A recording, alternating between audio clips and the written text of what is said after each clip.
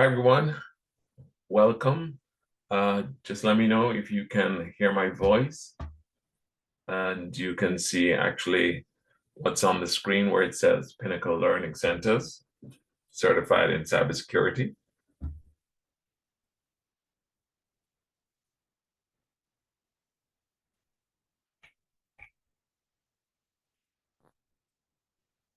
Okay, thank you.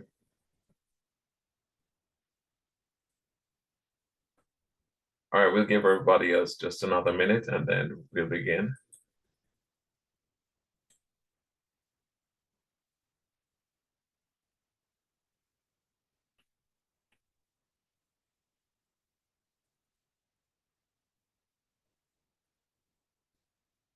Okay, so I think for this session today, what we are trying to find out is where are you in your journey with getting certified in cybersecurity?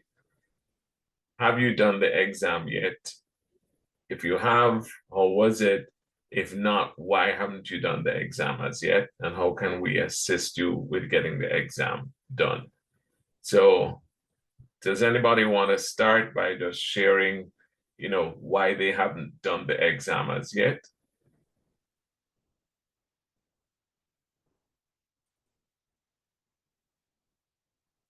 You should be able to unmute yourself.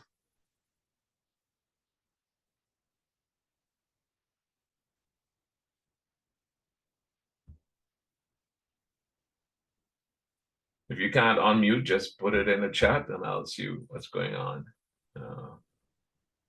Yeah, Hello? Yeah, I can hear you. It's Megan speaking. Hi, Megan. How are you?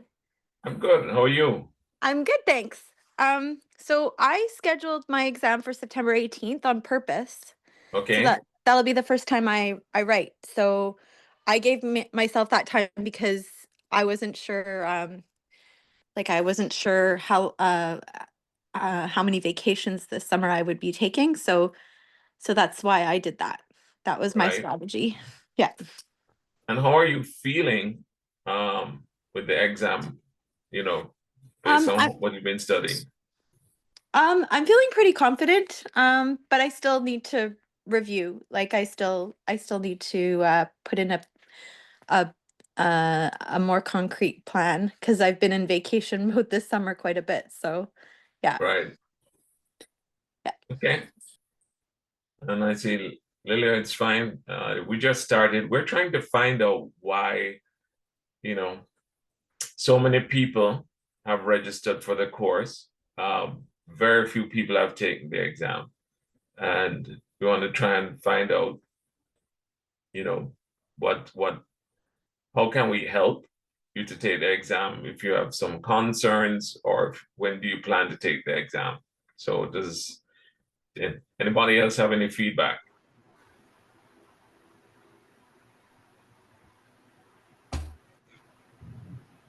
Hi, this is Lilia. I registered for the exam. I'm scheduled to take it on the 17th. I went through the all of the practice modules, and it was after that that I felt comfortable registering for the exam.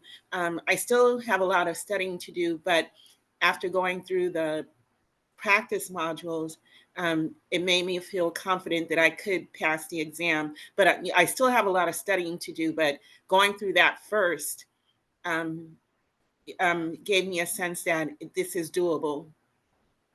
Okay. And we had another session recently where we were discussing the next step, which is getting into, the SSCP or into CompTIA Security Pro. So, I hope that, once you pass that, you continue that journey. We are representatives for both products, including for Isaka. You may have heard of that brand also. But, use this as a stepping stone to continue. Okay. So what I Okay. thought we'd do is that we just go through some of the questions and see, we just kind of discuss them. Anything that anybody is not sure about, we can, try and go over it. Okay. So let's just begin. Do some true or false from domain one, security principles. Right. You can put it in the chat or feel free to use your microphone. Right. So confidentiality ensures that only authorized individuals can access sensitive information. So is that true or false? Anybody wants to try?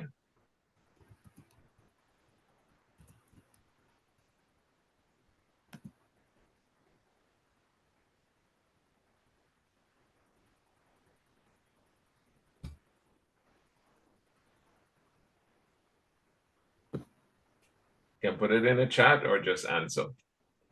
That's what we're here for.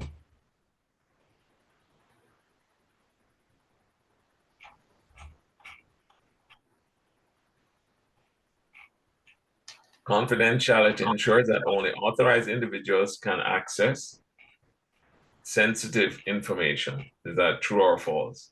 Okay. Right. Answer is true. Thanks, Megan. Right. Confidentiality ensures that sensitive information is accessed only by authorized individuals. Okay. The principle of least privilege means users should have access to all data in case of emergencies. Is that true or false?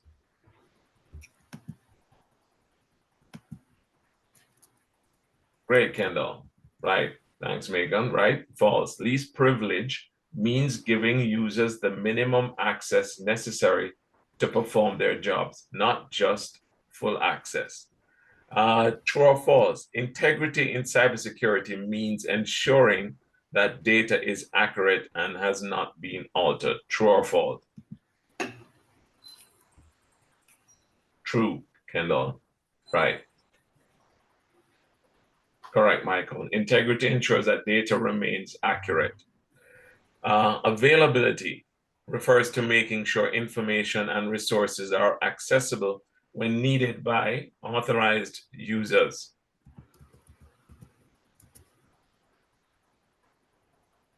True. Availability ensures systems, networks, and data are accessible.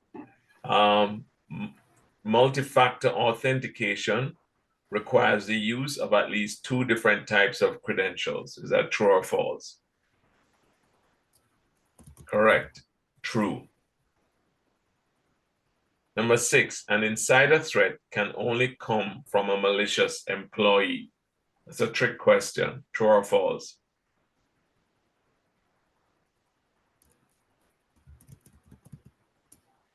Right. That's false because insider threats can be malicious, intentional, or accidental, right? So somebody who is careless with coffee can spill coffee on a laptop. That means that's a threat, right? So it's important that you understand that it can be malicious or accidental. What about social engineering attacks exploit human behavior rather than technical vulnerabilities? Is that true or false?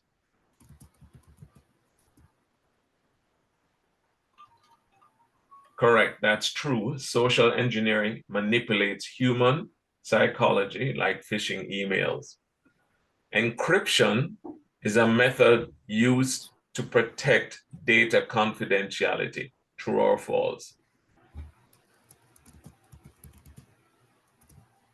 Correct. Looks like everybody's getting that right. That's true. Encryption converts readable data into a coded format, protecting confidentiality during storage or transmission. A security policy defines how an organization protects its information assets. True or false? Can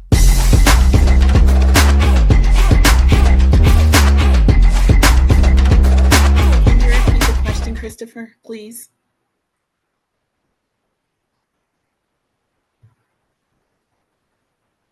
A security policy defines how an organization protects its information assets. Thank you. Are you seeing it on the screen, the questions? Yes. Okay. I didn't know which number you were on. Oh, no, That's that's why. fine. That's fine. So, security policy, that's true, outlines how an organization protects its assets, establishes rules, and assigns responsibilities. And number 11, well, number 10, risk can be completely eliminated from an organization with proper controls. That's a tough one. But I like the answers. False. Risk can never be eliminated completely. It can only be reduced, transferred, or accepted. Number 11, the CIA triad stands for confidentiality, integrity, and authentication. Number 11. False. Correct. Because we know they've flipped it around and taken out availability for authentication. Okay. True or false, security awareness training can help reduce the likelihood of phishing attacks.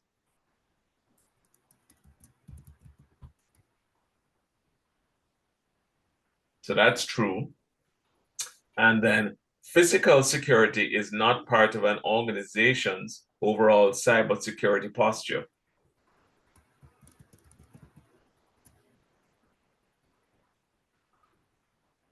Right. Physical security, which is locks, cameras, access controls, are critical for cybersecurity. Number 14, a vulnerability is a weakness in a system that can be exploited by a threat actor. Nice, Bruce, Rich, yeah, Lilia, we got it right.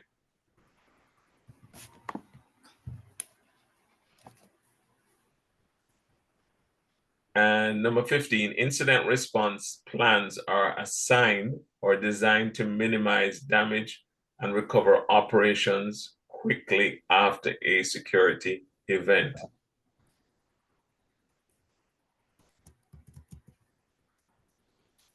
Okay, so let's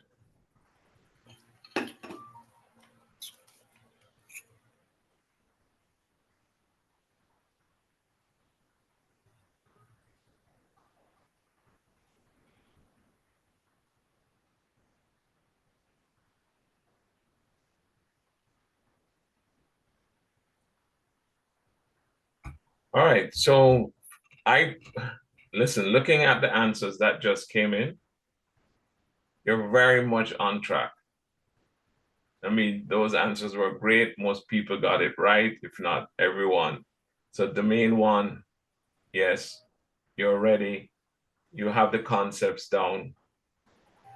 You're ready to move ahead. And I'm going to share this with you afterwards so you can go back through it again. All right. So let's look at domain two. Question one, true or false? Business continuity planning ensures that essential business operations continue during or after an incident.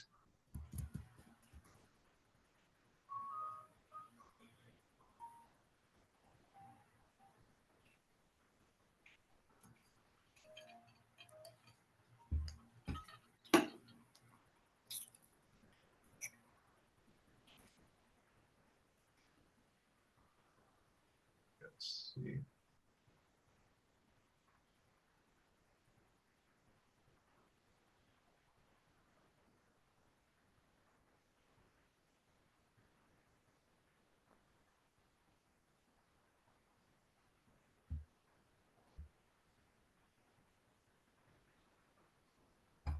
Okay.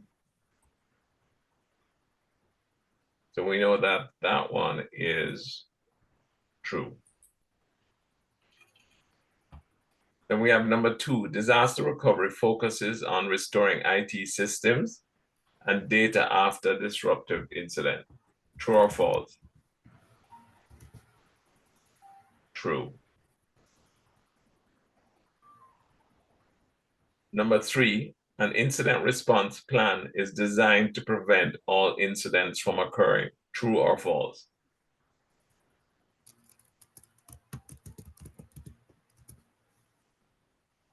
False. An incident response plan is designed to prepare for or detect or report. Okay.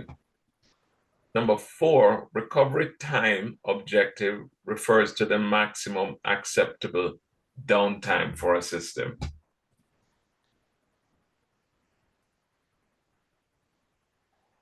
Correct, that's true.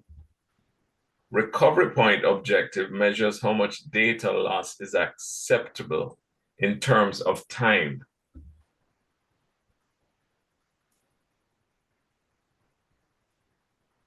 True.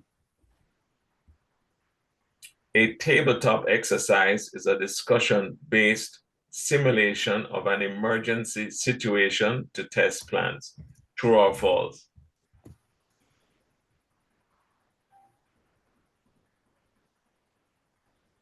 True. The first phase of incident response is eradication. That's number 7.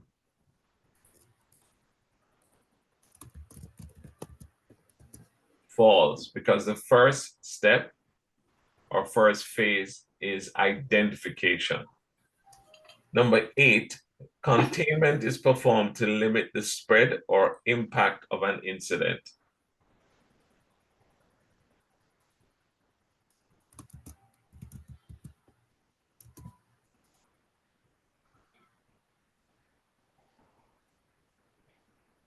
Correct. Question. Yes, go ahead. Does does identification come before containment? Yes. Okay. Because, Thank you. right.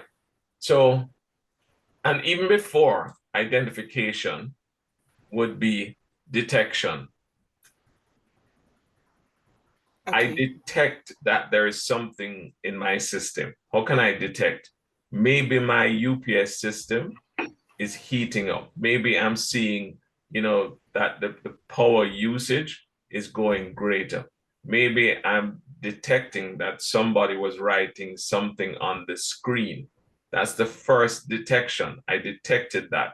Then I looked for the name. That's the identification, right? Then I remove the person. That's the containment. And now I've removed the risk. Okay.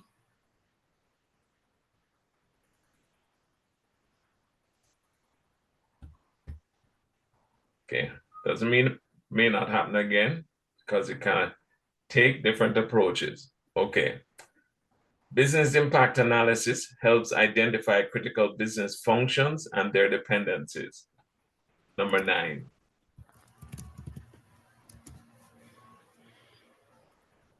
True. Number 10, a hot site is a fully operational backup site that can take over business operations immediately.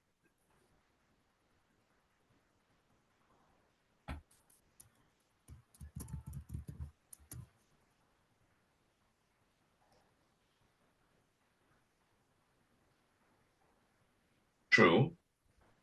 A cold site has no infrastructure or data but provides space for recovery.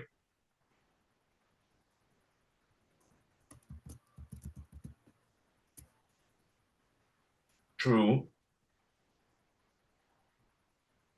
Incident response should be reactive only, dealing with problems as they occur. Number 12, true or false?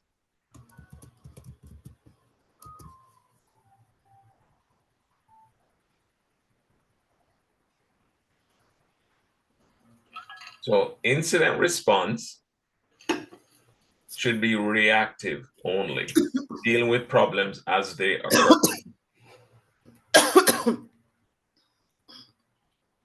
The answer is false.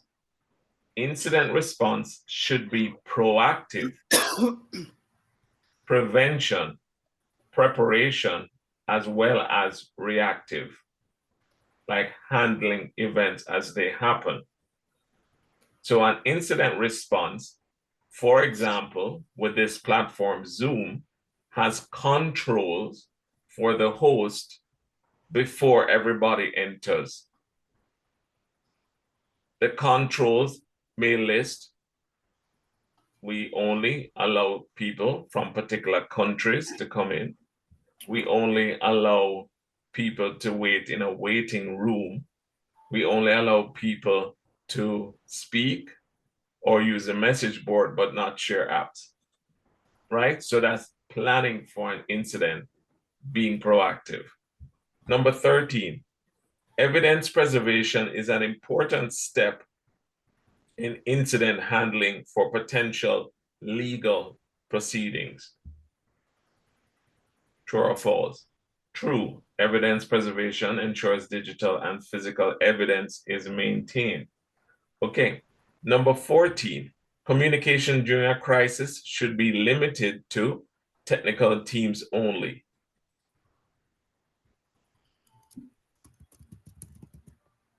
Correct. That's false. Crisis communication should involve relevant stakeholders, including management and employees.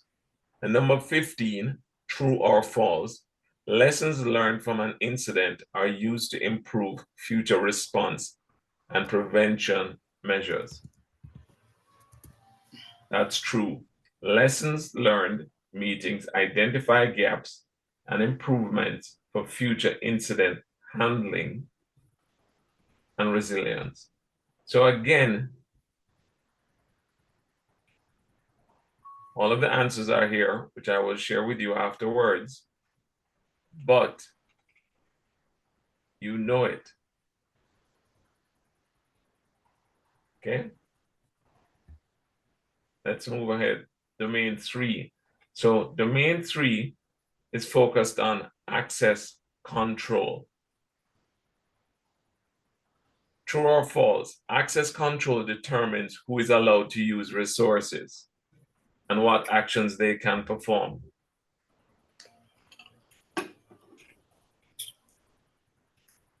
Yes, that's true. Number 2, identification is the process of proving you are who you claim to be.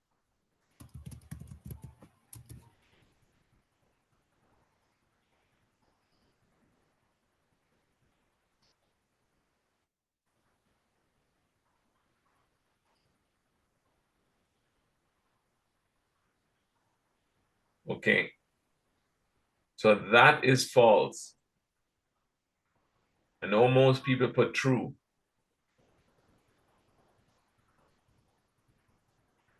Identification is the process of claiming an identity.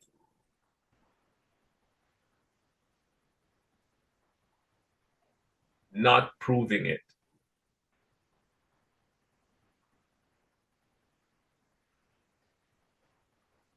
You have identified, but you have not been authenticated that you are who you claim to be. So for example, your identification might be your username, but you haven't proven that's your username until when you're authenticated, which means multi-factor, right? Biometric. But it's trying to make sure you understand that there is a difference between the two, and understanding authorization and authentication. So that's why it feeds into the next question. Authentication verifies the identity of a user or system, true or false, right? But remember, when you're doing the exam, you can't go back and say, oh, that's what they meant. You won't be able to go back and change it, right? So focus again on understanding the difference between identification, authentication, and then authorization happens before authentication in the access control process? True or false? Which number? Number 4. Authorization happens before authentication.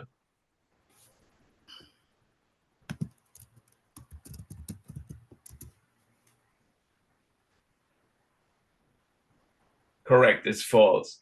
Authentication comes before authorization. You must confirm your identity before assigning permissions. Okay? Number 5, the principle of least privilege ensures users have only the minimum access necessary to perform their jobs. Correct, that's true. Role-based access control assigns permissions based on a user's job role.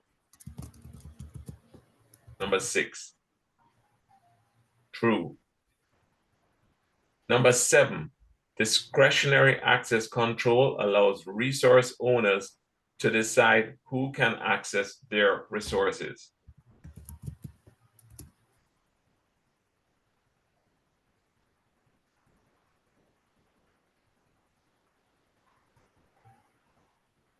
True.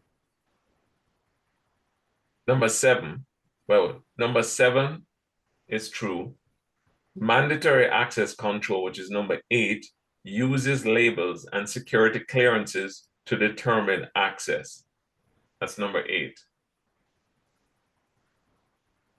Now, even though that's true, the other way the question could be for mandatory access control is really along the lines of whether or not anybody can change that access control. Normally, it is an organization-wide control. It's not discretionary. It is mandatory access means you must follow it. Even if I'm the supervisor or the manager, I cannot use my discretion to change it. It assigns access using security labels and clearance levels as per the organization. It's a mandatory, normally like used in the Army. Okay. Number 9, single sign-on allows a user to log in once and gain access to multiple systems. So I have a true, but I also have a false. So let's just take that slowly. Single sign-on, it's true, enables one login to grant access to multiple systems without re-authentication. So number 9 is true. It's not false. Single sign-on is when you go to work and you log in and you are able to get into your email. That's one platform. You're able to get into Excel. That's another platform. You might be able to get into your HR module to see what your benefits are. That's another platform. You are able to do the work in your finance department. You're using one login as a single to sign on to the entire organization. It does not mean it gives you access to every level, but you don't have to use multiple passwords for every single application you're using in the organization. Does that make that clearer?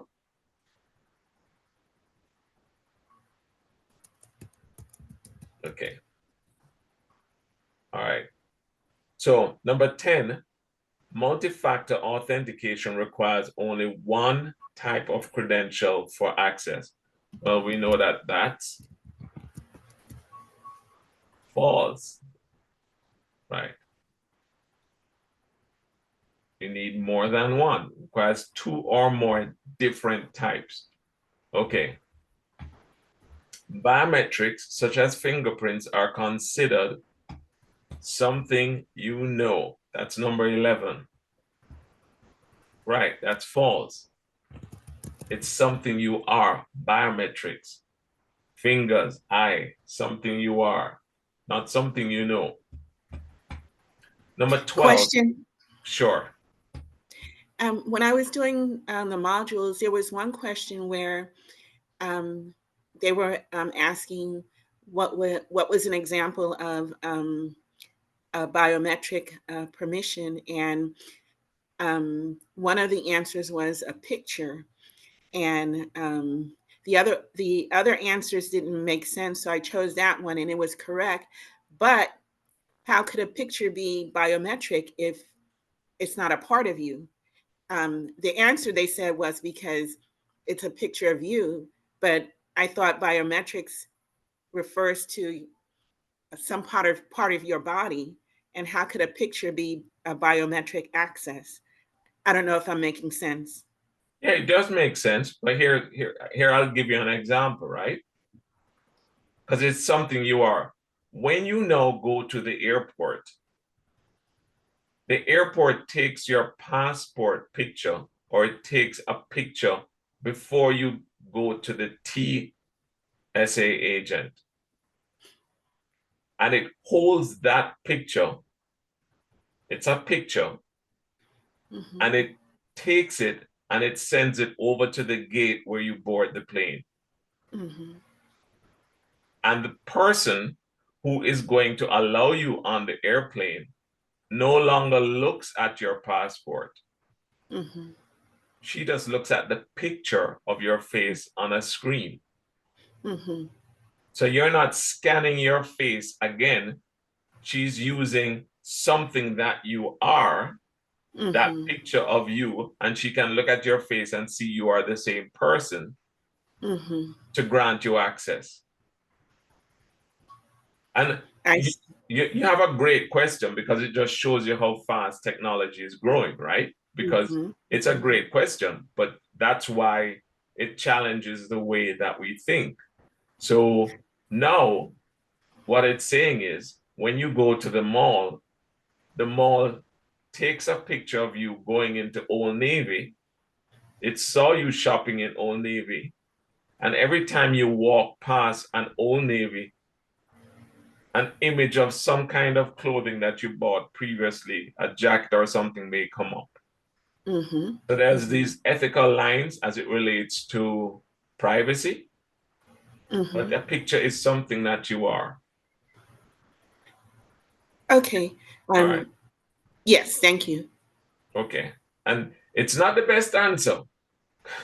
I can, but I can understand if you have to make that decision that it's Mm-hmm. asking you for a pin or something else, Mm-hmm. then definitely then go with the picture. It just threw me because I would, in my mind, I was connecting biometric with some part of your body, some a biological feature, and I just couldn't connect a Yeah, picture it would with your have thrown body. me too. So I Okay, like the conversation. Made me think. So thanks for sharing. thank you. Okay.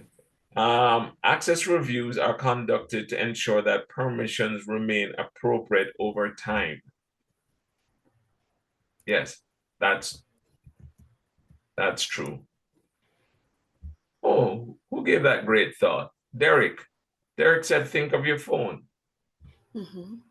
right? But Derek, when you said your phone, I guess, is it the picture, or is it that it's recognizing your face?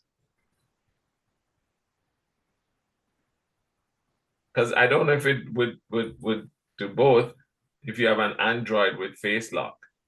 Okay, thanks for sharing. Okay. Number 13, a service account is typically used by applications or systems, not by individual users.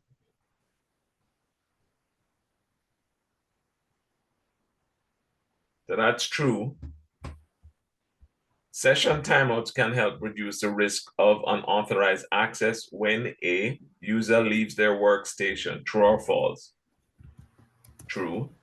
And 15, access control logs are not necessary if other security measures are in place. And that is false. because logs are the foundation of cybersecurity. If you don't have a history, then you cannot track it. Nice. Do logs also help with non-repudiation? Like Sorry, with what? Non-repudiation, where you can't deny that you did something. Oh, yeah. Well, if it's your face, for example, it might have a log of the image, right? Yes. But with a badge reader, somebody could steal your badge. So in that case, you could repudiate and say it was stolen. But if it's an image of your face, then it's less likely it could be that. Okay. Or with a thumbprint, then you'd have to show that somebody stole your thumb or cut Okay. it off. So in some cases, that's correct. So again, here's domain 3, and your answers are there. Let's just jump to domain 4, network security. A firewall is used to control network traffic based on predetermined security rules. True or false? Correct, true. A firewall controls incoming and outgoing network traffic. The main purpose of a VPN is to improve internet speed. True or false? False. Correct. Number 3, network segmentation helps limit the spread of security incidents. True. So, and that's why if I have my payment terminals, I want to separate that from my regular servers. I want to segment it. I might want to put my computer printers on a different network. I want to segment it with different kind of security controls. Okay. An intrusion detection system, IDS, can block malicious traffic. What number? Number 4.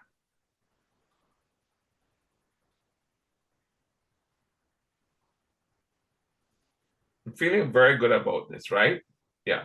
And IDS only monitors, so it's false.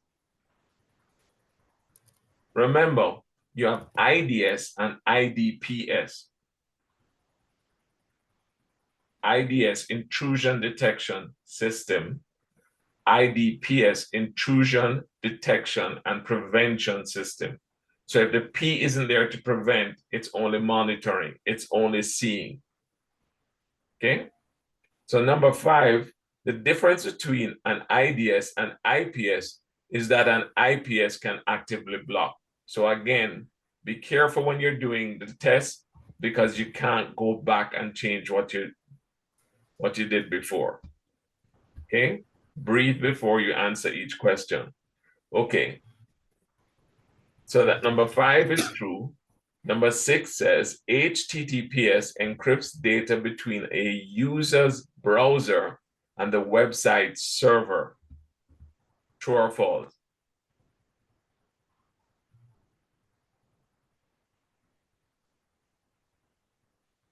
Okay. So that's true. What does the S stand for at the end of HTTP? Secure. Okay. So HTTPS encrypts communication between a browser and a server, protecting confidentiality and integrity. Okay. So number 7, public Wi-Fi networks are inherently secure and safe for sensitive activities. And that's false. And that's why we love VPNs. Number 8, a denial of service, a DOS attack, aims to make a network resource unavailable to users. True. A DOS overwhelms a network system. And number 9, a MAC address filtering is a foolproof way to prevent unauthorized devices from joining a network.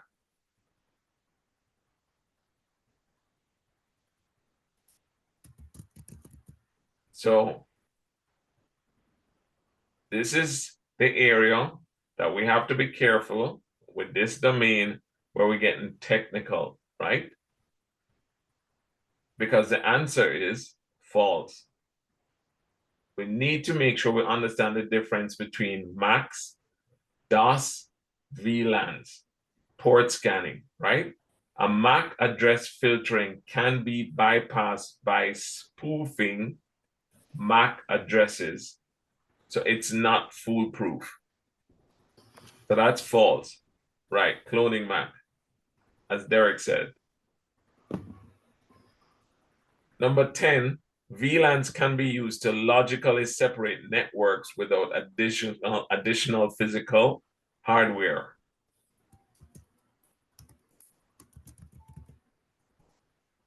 True, VLANs allow logical segmentation of networks.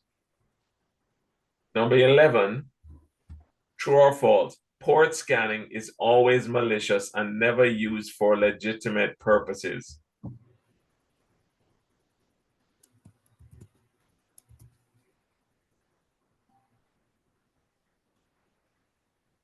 Correct, that it is false. And for the question sign that was put in there, port scanning can be used by attackers to find vulnerabilities, but it can also be used by administrators for legitimate security assessments. As a matter of fact, port scanning is now being done by many organizations that are just scanning your ports, whether or not you allow them to or not, to just see what your outward facing ports look like and providing these reports to insurance companies, or if you want to buy it, right? So there are companies that just specialize in that. Number 12, network monitoring tools can help detect unusual traffic patterns that may indicate an attack. Number 12. True, network monitoring can detect anomalies such as spikes in traffic that might signal an attack. Remember, detect. It can detect. Okay. Number 13, DNS is responsible for translating domain names into IP addresses.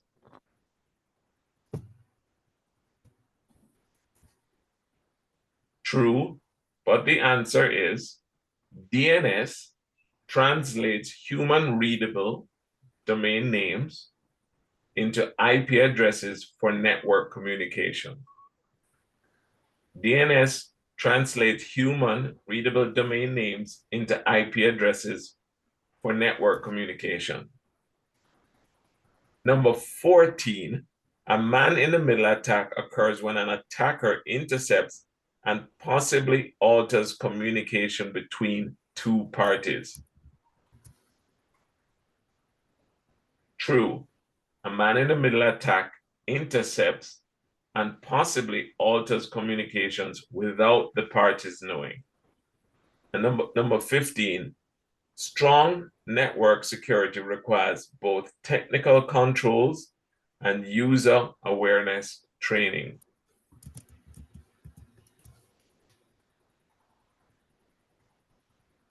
So true, strong network security needs technical defenses, firewalls, IDS, IPS, and user training to prevent human error. Okay.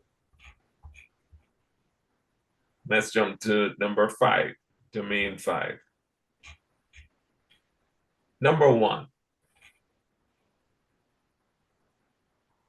security operations involve the day-to-day task of protecting an organization's information systems. True or false? Yep, the answer is true. Security operations cover daily activities that maintain and protect an organization's IT department. Number 2, logging and monitoring are only necessary after a security incident occurs. Well, we know that that is false. Number 3, change management. All of these things that I'm raising questions with you is just indicating areas that you should be covering, right? Change management processes help ensure that system modifications are reviewed and approved before implementation. True. Change management ensures changes are reviewed, approved, and documented. Number 4, vulnerability management is the process of identifying, evaluating, and mitigating security weaknesses.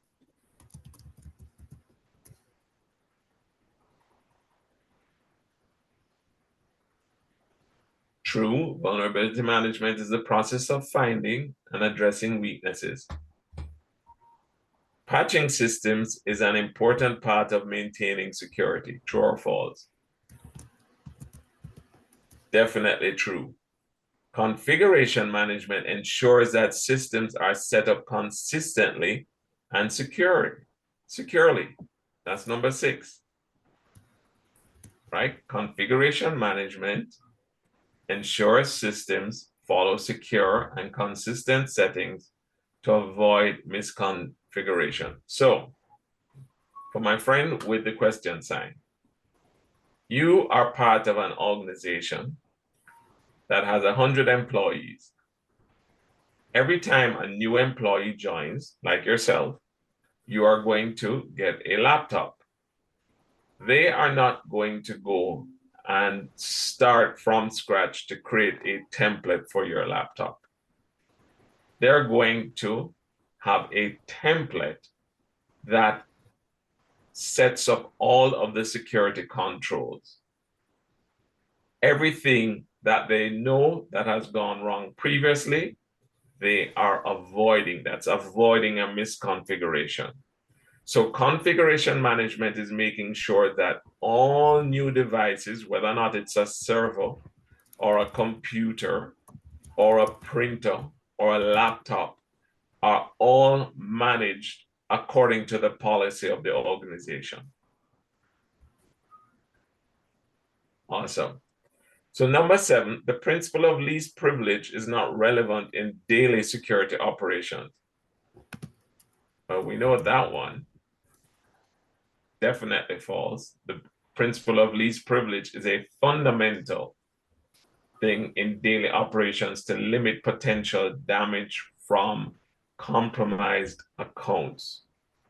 Number 8, backup procedures are part of security operations to ensure data recovery in case of loss or damage. True. Backup procedures protect against data loss from incidents like ransomware. Okay. And number 9, security operations centers, otherwise known as SOCs, are responsible for monitoring and responding to security events in real time. That's true. So, incident escalation procedures determine when and how to involve higher levels of support during an event. Number 10. And you are right. Incident escalation procedures define when and how to involve higher level support or decision makers during security events. So that's true. Number 11, forensic analysis during an investigation should be performed without altering the original evidence. Correct, that's true. It must preserve original evidence to maintain integrity.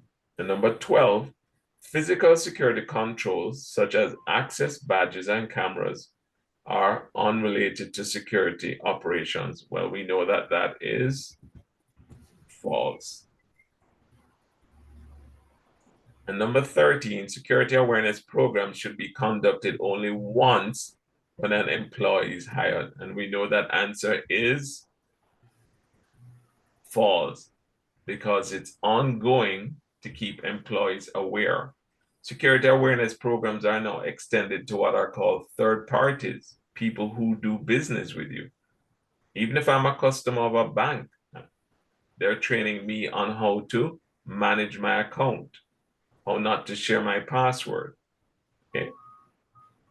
Number 14, insider threats can be detected through continuous monitoring and behavioral analysis. Interesting question. Yes, true. And number 15, lessons learned after an incident are used to improve future security operations. There you go.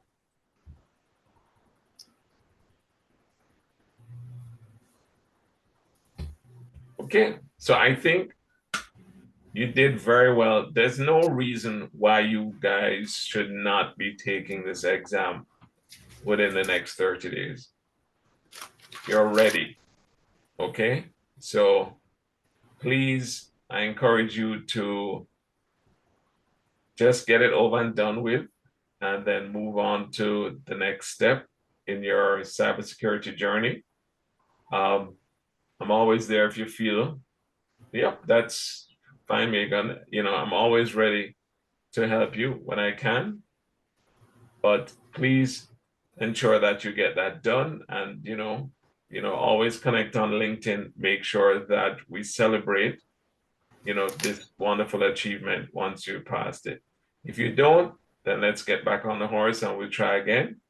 But for now, just thanks for being here today, and we look forward to working with you as you come to finish your goal. Take care, everyone. Thank you. Take care. My pleasure. Thank you.